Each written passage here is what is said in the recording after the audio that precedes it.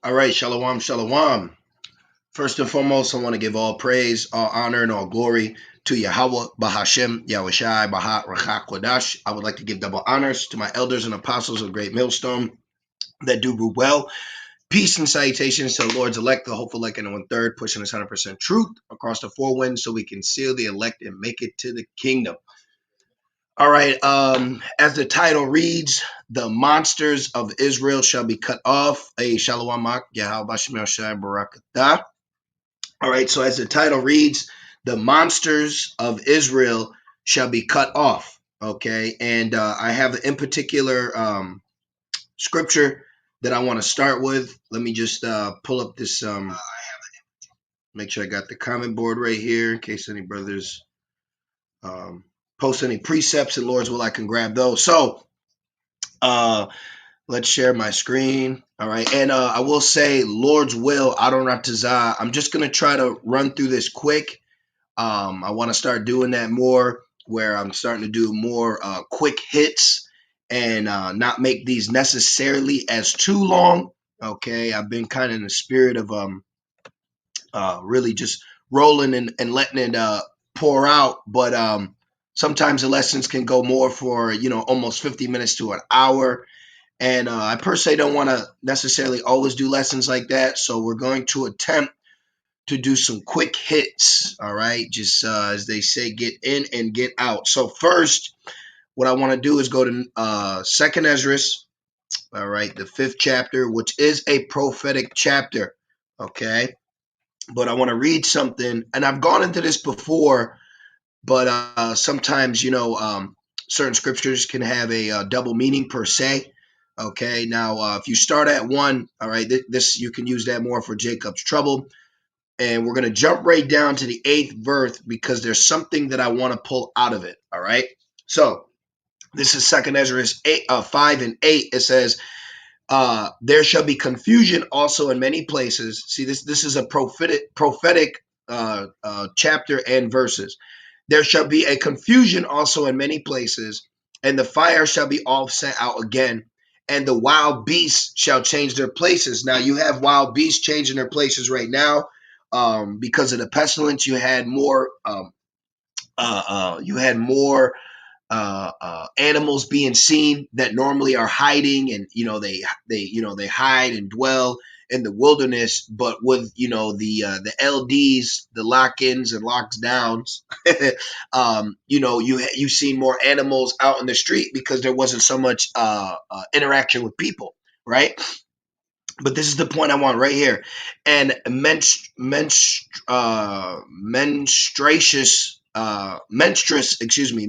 women shall bring forth monsters. Now we're going to break this down. Okay, so now it says menstruous woman. A woman is on her menstrual cycle. That makes her what? Unclean. Okay, and then it says shall bring forth monsters. Now, when you go into the etymology of the word monster, I want to give this to you, okay, as plain as possible. When you go into the word monster, it goes into, look, a birth defect, okay? It goes into a birth defect, and it also goes into a sign. So when a woman has a baby that has more than one arm, conjoined twins, a birth defect, that's actually a sign from Yahweh Bashim Al Shai. Right here it says, right here, okay, it says regarded as signs or omens of impending evil. Now that's exactly what we have is the beginning of sorrows and impending evil. Okay, but on the flip side of that, our women, okay, are birthing monsters. Okay, on the flip side to that, to the scripture, menstruous women, unclean women shall bring forth monsters. This is exactly what 2/3 of our people are. Okay, our women are unclean and they bring forth monsters, and that's what I want to focus on in this lesson. Okay, is how the monsters of Israel will be cut off. All right, and I want to show you this right here. If you're familiar with the movie Boys in the Hood by John Singleton, you had an in particular character by the name of Monster. Okay. Hey, Shalom Ak, Yah Bashim Ashai, Bashim Karkadash Barakatah. And right here, this is what you have plaguing, all right, our people. Now, the monsters of Israel have evolved to where now it's not necessarily the same as gangster, all right, gangster rap, but more of a drug and drill rap. But this same spirit is out here, all right, where you have monsters of Israel that are just boys in the hood. Okay. And this is why, and let's get it, let's go right into the scriptures. All right. And this is why, let's get to 1611 or the standard version. Actually, let's stay into 1611. This is why you're not to rejoice. Okay. Our people shouldn't be rejoicing when they're having these ungodly children. All right. A lot of our people have produced nothing but ungodly children that run rampant, all right, in the streets, in the ghettos, okay, in the boroughs, all right. And the main one is the menstruous woman, the unclean woman who looks at her baby. Okay, that's my baby. Here it is. He's running, gunning, sagging, bragging, shooting, looting, and the woman Eve, deprived of wisdom, is crying when he gets shot in the street, when he's a complete killer. Okay, so the monsters of Israel will be cut off. The killers, the bangers, the gangers, these wicked Israelites that are products of Esau. You have to understand that is not something that should be embraced as us as a people. Okay, this is Sirach 16 and 1. It says, "Desire not a multitude of unprofitable children, neither delight in ungodly sons." These are ungodly sons, okay, and they make movies out of it. And then our women, that's my baby. You see my baby. They even glorifying them in their make believe rap careers. All right, their dreams and admirations of failure. Okay, the gangster lifestyle, or the even the ghetto lifestyle. Okay, let's put ghetto lifestyle. All right, let's see what pops up. The ghetto lifestyle is embraced in our people. You should not embrace being ghetto, okay? But this is what our people do, okay? Our people embrace a very low vibration, okay? You should not embrace these things. The Bible tells you not to do that. It says, "Desire not a multitude of unprofitable children." Going back to the menstruous women, our women, our unclean women, desire to have multiple children because they believe it profits them during tax season. You see? And it says, "Though they multiply, rejoice not in them." You are not to rejoice in being ghetto fabulous or living a ghetto fabulous life. And I will say this, the ghetto fabulous and hood lifestyle is becoming extinct as we grow closer, all right, to the end and in the future. Okay, these type of Israelites are being extinct. And right here, this movie Baps came out. This is nothing more than Cardi B and Megan Stallion. Okay, that's the portions of our women, and then the portions of our men. Ghetto fabulous. This image. Okay, this mindset. This this characteristics. Okay, is not even, as you will say, popping anymore like it used to be. Okay, look at this. All right, Satish children. You see, this is becoming extinct, but ultimately it's going to be cut off by the Lord. See, this isn't even a part of the New World Order. It was an agenda as an attack ushering in the New World Order, but it wasn't set up. Jake don't have a place in Esau's New World Order. All right, but all Jake has done has become ghetto, loud, treacherous, so-called gangster, and they've made a career out of that, and they have no idea that that lifestyle is becoming extinct, but ultimately it's prophesied to be cut off. So you as an Israelite, you should not embrace that. You should not find this attractive, okay, in your mind. This should not be something that you deem as a lifestyle. All right, it says ghetto people have rights too. No, they do not. Okay, no, they do not. All right, our women opinion, the ghetto opinion of the Israelite woman is coming to an end. The Lord is going to make his people pull their pants up. Okay, so let's continue.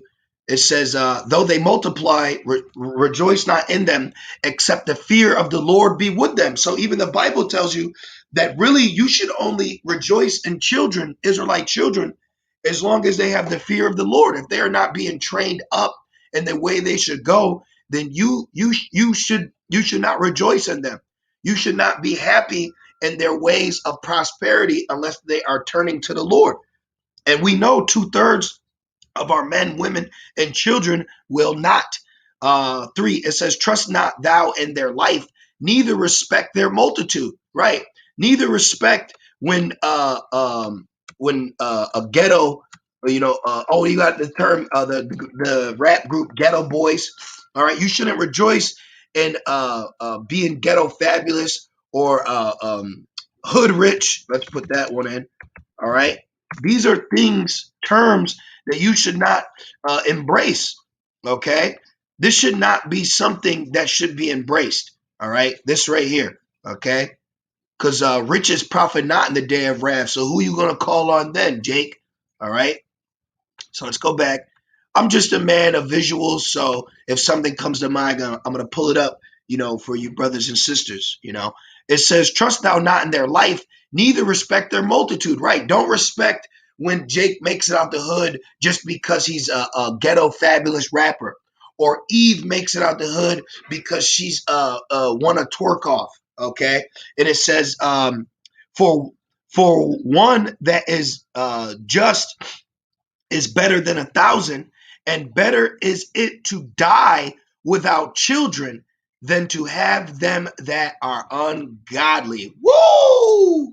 Man, it says, better is it to die without children than to have them that are ungodly. Now, if you don't have the proper understanding or you don't have foresight, then one would get offended in that because you can't see the outcome of having ungodly children. What will ungodly children bring? Well, let's continue to rely on the scriptures to break these things down so our minds are not pondering. Just a couple more, and this lesson is pretty much done. Why um, is it better? Well, this is Isaiah 51 and 20, because they're going to grow up to be what? Isaiah 51 and 20. Thy sons have fainted. They lie at the head of all the streets as a wild bull in a net. They are full of the fury of the Lord, the rebuke of thy power. So when you rejoice in ungodly children, they grow up to be ungodly men and they become murderers. Okay. You have a term called gang violence. All right. That's what they are. They are gangs, all right, that commit violence in the streets. Okay. Let's put this one in. All right. Chicago shooting. Okay. You see? Nothing but gang violence. Oh, let's even better. Let's do black on black crime, because I'd also like to do a lesson called the Deuteronomy 28 Club, all right, where you have a lot of Jakes that have just been positioned to have an evil eye towards their brother and kill their brother, you see? And what are they holding? Esau's blessing. So when someone says, well, how can you say that? How can you say, I shouldn't love my children just because they don't trust in the Lord? Because your children are going to grow up to be monsters and what they call antichrist. Remember, it says for there are many anti-Hamashiachs. When 2/3 of our people are anti-Lord, okay, they are anti-Yahushai. They are against Yahushai's rulership. They want to continue in upholding Egypt because they get to shoot a gun, smoke a blunt, commit adultery. Okay, this is the reality of black on black crime. They are monsters amongst our people. They are the boogeymen outside of Israel. Okay. Just listen to the beginnings of the movie Boys in the Hood. All right. Matter of fact, since we let's put that again. All right. Boys in the Hood. The whole depiction of this movie was nothing but monsters, and you actually had a character by the name of Monster. Now let me keep going. See, sometimes that my lessons get a little longer than needed because I go a little longer. All right, but let's get Malachi real quick. All right, let's go to Malachi. Let's get this one.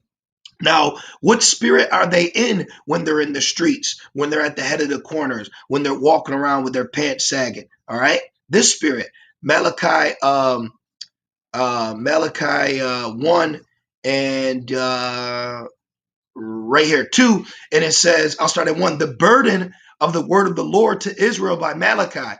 I have loved you, saith the Lord.